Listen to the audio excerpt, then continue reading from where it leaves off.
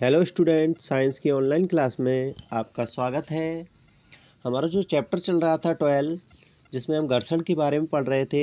हमने घर्षण के काफ़ी सारी प्रकारों के बारे में ऐसे पढ़ लिया था। अब एक प्रकार और इसमें से रह गया है, तरल घर्षण 12.6, जिसका पॉइंट है 12.6 तरल घर्षण। इसके बारे में और अच्छे से हमें समझना है। आप जानते हैं कि वायु अत्यंत हल्की होती है। बिल्कुल सभी जानते हैं कि वायु बिल्कुल हल्की होती है तथा विरल होती है।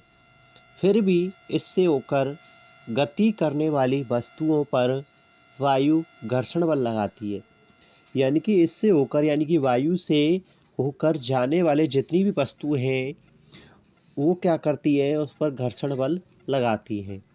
तो वायु क्या करती है, घर्षण बल लगाती है। यानी कि जो भी वस्तु उस वायु से गुजरेगी तो वायु उन वस्तुओं पर घर्षण बल लगाती है। इसी प्रकार जल तथा अन्य द्रव भी इनसे होकर गति करने वाली वस्तुओं पर घर्षण बल लगाते हैं।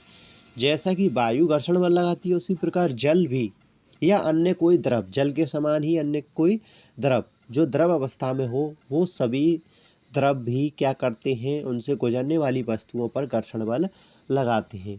विज्ञान में गैसों तथा द्रवों को एक ही नाम दिया गया है, जिसको हम क्या बोलते हैं, तरल कहते हैं। जिसको हम तरल कहते हैं, यानी कि द्रव हो या गैस हो, उनको विज्ञान में एक ही नाम दिया गया है, तरल। अतः हम कह सकते हैं कि तरल इनसे होकर गति करने वाली वस्तुओं पर घर्षण बल लगाते हैं। जितने भी तरल पदार्थ हैं वो क्या करते हैं, उनसे गुजरने वाली प्रत्येक वस्तु पर क्या करते हैं, घर्षण बल लगाते हैं। तरल द्वारा, यानी कि जो तरल पदार्थ होते हैं, उन तरलों के द्वारा लगाए गए घर्षण बल को हम क्या कहते हैं, कर्षण कहते हैं। क्या कहते हैं, कर्षण। तरल द्वारा लगाए गए घर्षण बल को कर्षण भी कहते हैं। किसी तरल पर लगने वाला घर्षण बल किसी तरल पर लगने वाला घर्षण बल उसकी तरल के सापेक्ष गति पर निर्भर करता है। किस पर निर्भर करता है, कि तरल के सापेक्ष गति पर निर्भर करता है जो भी घर्षण बल लगेगा वहाँ पर। घर्षण बल वस्तु की आकृति और तरल की प्रकृति पर निर्भर करता है, कि वस्तु की आकृति किस प्रकार की है और तरल की प्रकृति, इस दोनों पर क्या करता है, वो घर्षण बल निर्भर करता है। स्पष्ट है कि जब वस्तुएं किसी तरल में गति करती हैं तो उन्हें उन पर लगे घर्षण बल पर पार पाना होता है। जो भी वस्तु तरल पदार्थ में से होकर गुजरती है वो उसे क्या करना पड़ता है, उस वस्तु को उस तरल घर्षण बल से, यानी कि जो घर्षण बल लग रहा है तरल के माध्यम से, उस घर्षण बल से क्या करना होता है, पार पाना होता है। तभी वह वस्तु उन तरल पदार्थों से क्या कर सकती है, तरल पदार्थों पर घर्षण बल से पार पा सकती है और अपनी एक स्थिति में गति कर सकती है। इस प्रक्रिया में उनकी ऊर्जा का क्षय होता है। देखिए, जब कोई भी द्रव है या वायु है, उनसे होकर कोई भी वस्तु गुजरेगी तो वो क्या करती है, घर्षण बल लगता है। तो घर्षण बल से उस वस्तु की गति जो कर रही थी, उस गति की कुछ ऊर्जा का क्या हो जाता है, क्षय हो जाता है। अतः घर्षण को कम करने के लिए प्रयास किए जाते हैं। अतः घर्षण को कम से कम करने के लिए प्रयास किए जाते हैं। अतः वस्तुओं को विशिष्ट आकृतियाँ दी जाती है। क्या किया जाता है, कि उन वस्तुओं को एक विशिष्ट आकृति प्रदान की जाती है, जिससे कि घर्षण बल जो है वो कम हो जाए।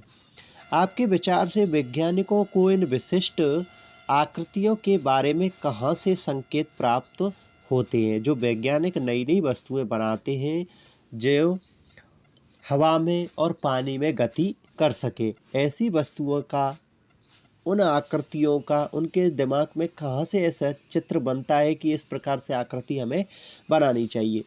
ऐसा कोई नया कारण नहीं है कि उनके दिमाग में इस प्रकार की आकृति कैसी बनती है। ये सभी हमें वास्तव में उन्हें ये संकेत प्रकृति से ही मिलते हैं। देखिए, पक्षी तथा मछलियाँ तरल में गति करती हैं। आपने सभी ने देखा है कि पक्षी वायु में यानी कि आकाश में खुले आकाश में आसानी से उड़ सकते हैं। इसी प्रकार मछलियाँ तरल में गति करती है यानी कि पानी के अंदर गति करती है।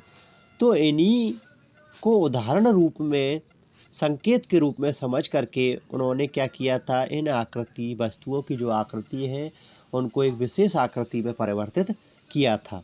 देखिए, अब ये जो प्रकृति में पाई जाती है पक्षियाँ मछलियाँ, उनके शरीर का विकास इस प्रकार हुआ होगा कि तरल में गति करते समय घर्षण पर पार पाने में उनकी जो ऊर्जा है उसका क्षय यथासंभव कम हो।